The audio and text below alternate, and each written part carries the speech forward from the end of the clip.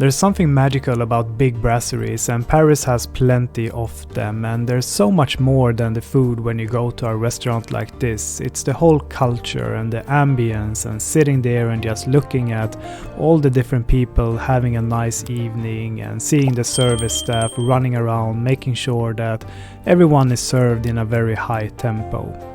For me, this is relaxation on the highest level. I absolutely just love sitting here and viewing this spectacle of a restaurant wheel.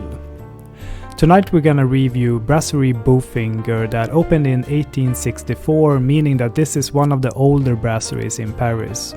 So please join me on this review and let's see what they have to offer and if it's worth a visit while you are in Paris. It's very common for big brasseries to have a large menu, and that's also the case here, and they are very focused on seafood and they have a touch towards the Alsatian type of cooking, meaning that they have a variety of different choucroutes on the menu, but I think I will go for the classics this evening and just enjoy myself with that.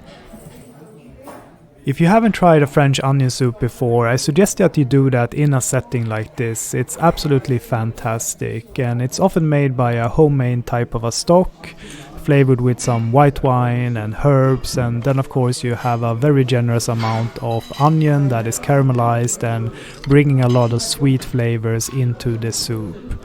And on top you will find a crouton that is a little bit crispy on the top layer but soft and gooey on the side that is touching towards the soup, and then there is an absolutely massive amount of cheese that is gratinated on top there, normally made with some Gruyere cheese, but here they're using the Münster type of cheese, which is quite close to the Alsatian area. I'm always pleased when ordering this dish, and when it comes in front of me I feel that I made a good choice due to that it's always good and it's hard for the kitchen to mess it up. It's also very good priced here, and that I think is overgoing throughout the whole restaurant menu when you go to a brasserie like this. You won't get robbed and you get quite a good quality of food for the amount of money that you are spending. So digging into the flavor profiles here then of the soup, and as expected the onion is bringing quite a lot of sweetness into the soup, but it is balanced out by the rich stock here that has a fair amount of white wine in it, bringing a little bit acidity to the palate. And then of course you have the textural part there of the crouton and that massive amount of cheese on top that is bringing a lot of gooiness and saltiness to the dish. I really enjoy this, and almost the better part is just sitting there and sipping on the soup while watching everything that is going on in this restaurant. Very enjoyable.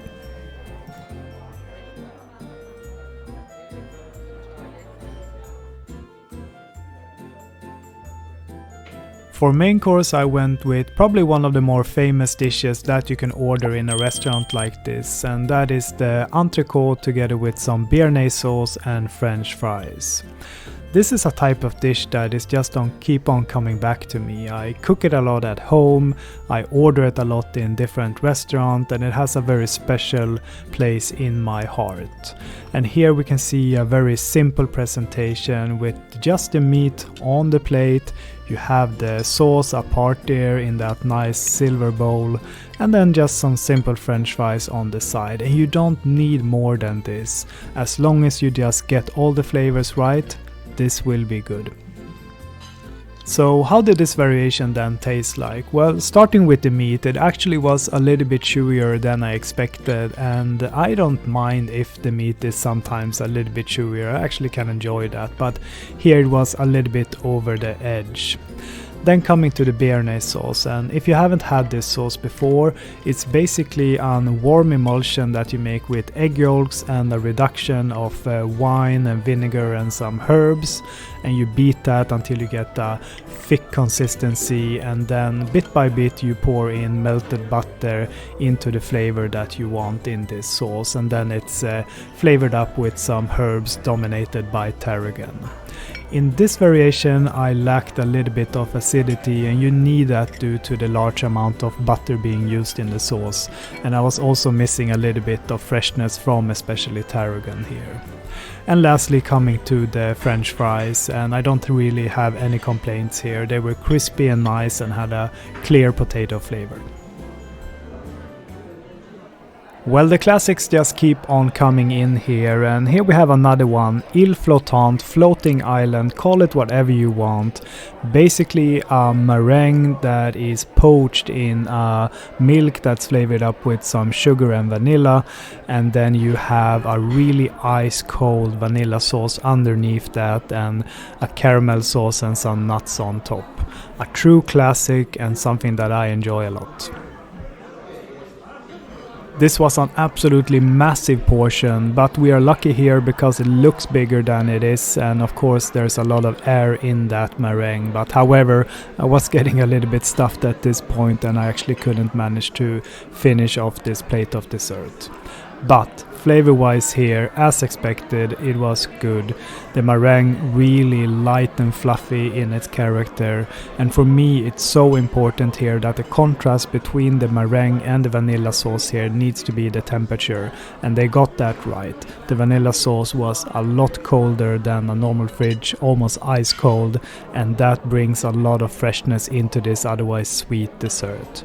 And then just some additional texture there on top, and that caramel sauce that's bringing in another flavor profile. It is a classic for a reason. I enjoy it a lot. The variation that they make here is also very good. So coming to the scoring then of this brasserie, and here I'm gonna start with the food today, and I think that everything has been on a good level as expected. You're not gonna have a culinary sensation when you go to a restaurant like this, and that is absolutely not the point. You go here to have a really nice dinner together with your friends and family in a setting that is just so amazing to sit in, and that's the charming part about brasseries overall. You will enjoy yourself in a restaurant visit like this, and it's not only about the food. So the scoring then for the food I will put at 84 points. Now coming to the service, and that is interesting because I think here you can see people who has been working in the business, or rather in this restaurant, for a very long time.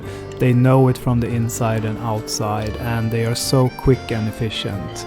I really like just sitting and viewing the service staff team on how they're managing their different stations and collaborating in a very nice way.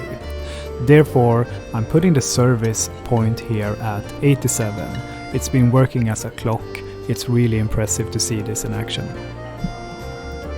And last but absolutely not least, coming to the ambience, and this is one of the more charming big brasseries in Paris. There are plenty of other ones, but I have a special place in my heart for Bofinger.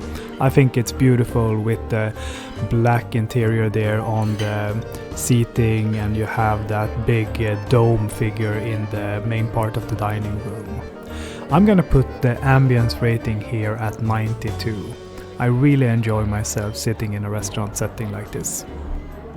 And with that said, that brings end to this review from Brasserie Bofinger in Paris. I really hope that you enjoyed this one, and absolutely pay a brasserie a visit while you are in Paris. It is absolutely worth it. If you haven't, please subscribe to the channel. We are aiming to go up to 1,000 subscribers shortly, and with your help we can do that. Thank you very much, and see you next time. Bye bye.